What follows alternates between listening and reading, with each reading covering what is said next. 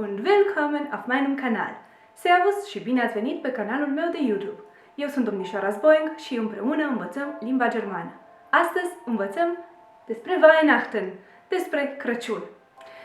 Este un subiect foarte amplu și atunci am ales să vorbim pe capitole despre Weihnachten, despre Crăciun și mai exact cuvinte de vocabular, cuvinte de bază pe care le putem folosi apoi chiar în momentul în care, nu știu, să spunem anul următor, ornăm bradul. Avem un an să învățăm toate cuvintele.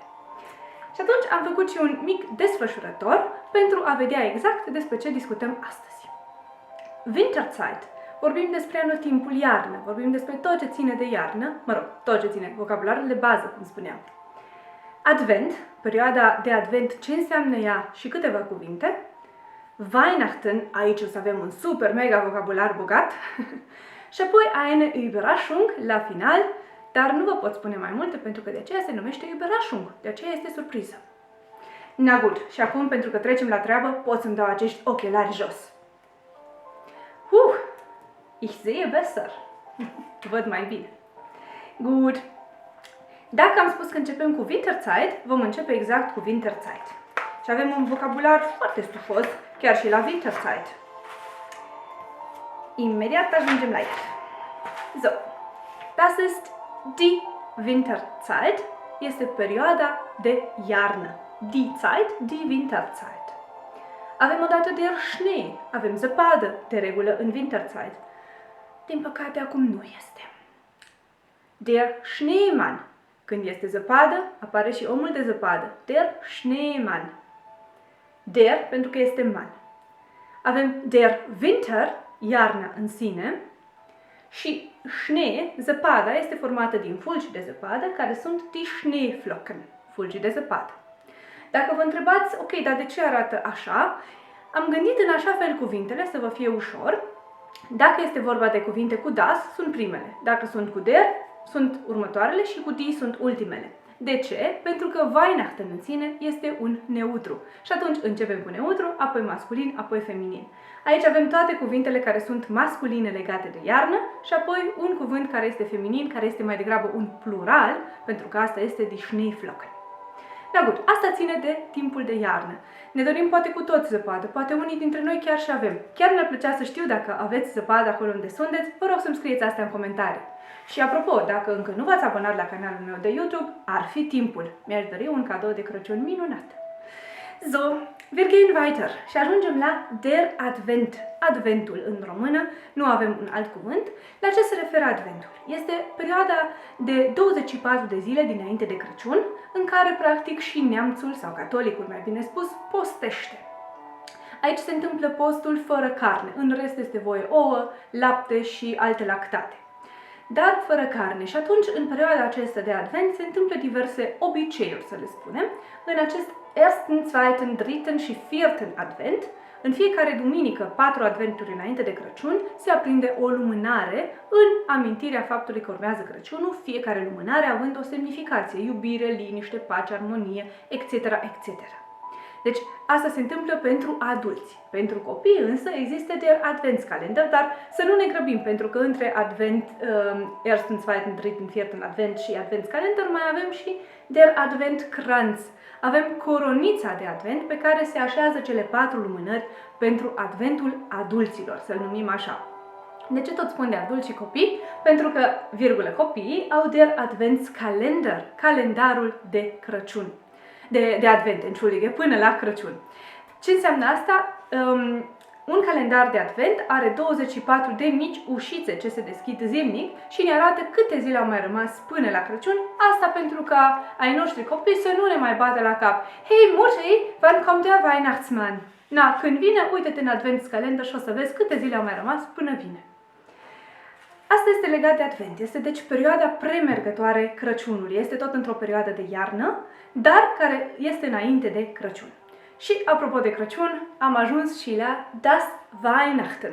Das Weihnachten. Crăciunul este un neutru. Să nu uităm. Și atunci, vedeți aici, începem cu primele cuvinte, sunt cele cu das, și anume das Weihnachtsessen. Mâncarea de Crăciun. Revenim la acest cuvânt pentru că avem și anumite lucruri ce se mănâncă la nemți, să spunem în Germania, de Crăciun. dar mai târziu un pic. Das Weihnachtslied. Dacă fac un pic acum liniște, o să auziți ceva. Se aude foarte, foarte încet în surdină. Weihnachtslieder sunt acestea, anume colinde, cântece de Crăciun. Cel mai cunoscut colind pentru noi este O Tannenbaum. O Tannenbaum, O Tannenbaum, wie treu sind deine Blätter și așa mai departe. Dar și catolici, respectiv și nemți, au multe colinde ce le cântă de regulă în biserică. Nu merg așa ca noi din casă în casă și cântă la alți oameni, le cântă împreună toți în biserică atunci când este voie. Apoi avem Der Dreikönigstag. Asta vine puțin după Crăciun, mai exact în român ar fi Boboteaza, în ziua de 6 ianuarie apare Dreikönigstag, este ziua în care cei trei regi merg la pruncul Iisus și îi duc mir, smirnă și aur. Și atunci, tămâie, smirnă și aur, mă scuzați, așa. Ajungem, de fapt ne întoarcem puțin înapoi la Der Heiligabend. Practic, Der Heiligabend este noaptea, seara sfântă. Noi îi spunem ajunul Crăciunului. Și am pus aici un mic asterix pentru că acest Heiligabend îl puteți găsi în mai multe forme scrise. Despărțit, Heilig și Abend, ambele cuvinte cu litere mari pentru că este un nume, sau Der Heilige Abend, cu H mic, dacă devine substantiv, și A mare de la Abend. Eu am ales să îl leg și atunci a apărut Der Heiligabend într-un singur cuvânt, ajunul Crăciunului.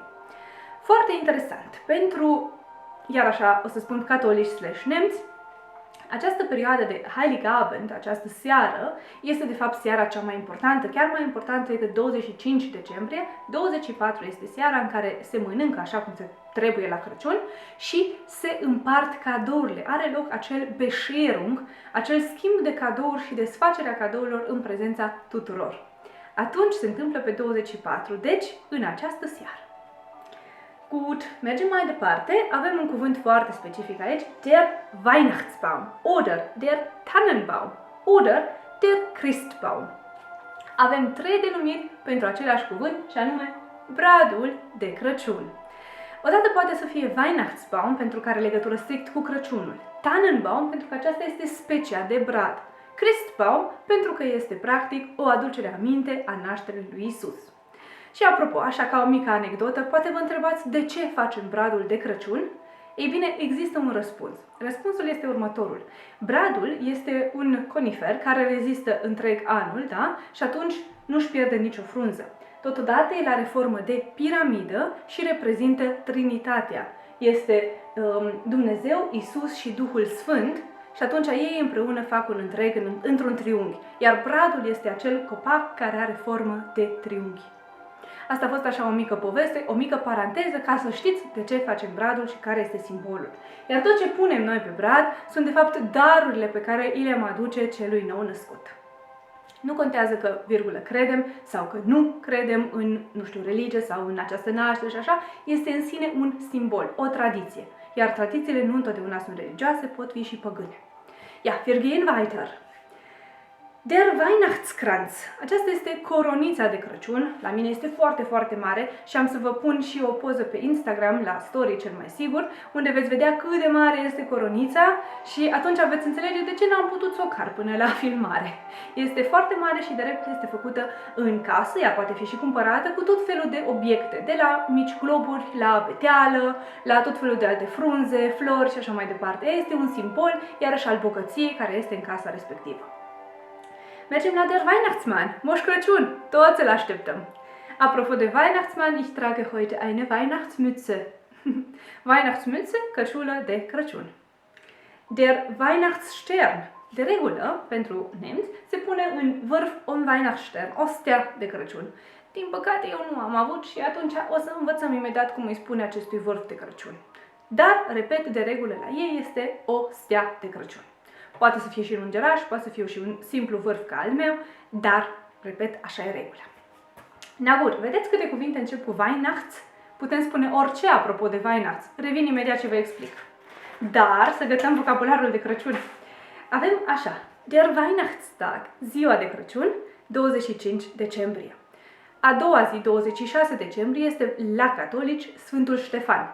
La ortodoxi este pe 27 decembrie, deci o zi de calaj, dar totuși considerată și ea o zi de Crăciun. Der Christ, Christus. Die Weihnachtsstimmung, atmosfera de Crăciun, bucuria de Crăciun, tot ce înseamnă gătitul de Crăciun. Und die Vorweihnachtszeit este perioada premergătoare Crăciunului, de multe ori se confundă sau este aceeași cu perioada de Advent. Și acum ajungem la ceea ce se numește die Weihnachtsdeko, decorațiuni de Crăciun. Și avem așa, das Lametta, Moment, ich habe hier Lametta, hier, das ist Lametta. Der Christbaumständer nu vi-l pot arăta pentru că stă pe el al meu Tannenbaum, este suportul de brad. Die Christbaumkugel, hier, ich habe, das ist globul de Crăciun, care în cazul meu este o funtiță. Die Christbaumspitze este vârful de Crăciun, vârful de brad de Crăciun. Die Girlande este ceva care este asemănător cu beteala, doar că este o ghirlandă.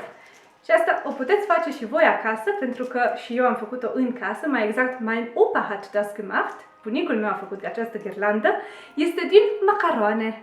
Da, deci putem fi și un pic, nu știu, să spunem eco-friendly, dacă vreți, făcând o ghirlandă care să nu atace niciun fel mediul.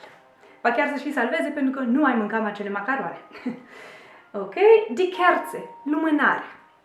Die Krippe, foarte important pentru catolici, este ieslea pe care și-o pot face lângă brad. Und die Lichterkette este, exact acum s-a stins, lumina de brad. Se va aprinde ea. Este vorba despre Lichterkette. Na gut. În principiu, cam asta se pune într-un brăduț. Dacă aveți și alte lucruri pe care le puneți, din nou aștept să-mi scrieți în comentarii. Poate le-am uitat, poate nici nu le-am știut. Și acum ajungem la niște Weihnachtsessen. Na gut, haideți că facem niște Weihnachtsessen. Ein Moment. Avem așa, das Weihnachtsessen, mâncarea de Crăciun. Și avem das Plätzchen, este biscuitul acela cu gust de scorțișoară. Der Eierlikör, este liquorul de ouă. Ein Moment, ich habe es. So, das ist Eierlikör. Hausgemacht. Meine Mutter hat das gemacht. Mama mea a făcut lichiorul acesta de ouă. Vedeți, toată familia se implică în Crăciun. De asta este o sărbătoare așa frumoasă. Der Glühwein, vinul fiert. Der Lebkuchen, torta dulce. Și die Gans, gâsca. Asta se mănâncă la nemți de Crăciun, se mănâncă Gans, gâscă. Putea să fie la fel de bine die Weihnachtsgans. Și apropo, pentru că discutam de Lebkuchen și Plätzchen, acesta este Plätzchen, acesta este Lebkuchen. Plätzchen este mai subțire, Lebkuchen este mai gros. Plätzchen este un pic ornat, Lebkuchen este mai puțin ornat cu glazură.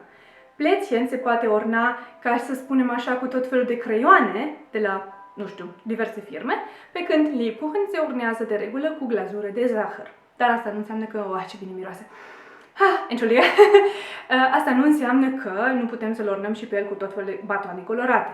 Plätzchen conține mai multă scorțișoară, Lebkuchen conține mai multă miere. Plätzchen este mai tare la mușcătură, Lebkuchen este foarte moale și pufos. Asta este diferența între Plätzchen și Lebkuchen. Gut, wir gehen weiter.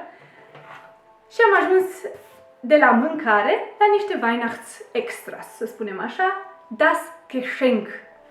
Ei bine, Geschenk, moment, este cadoul. Bineînțeles, mereu cu un mesaj pe el. Acest cadou poate fi orice, cu de mic, cu de mare. Das Rentier, renul cu care vine Weihnachtsmann, bineînțeles.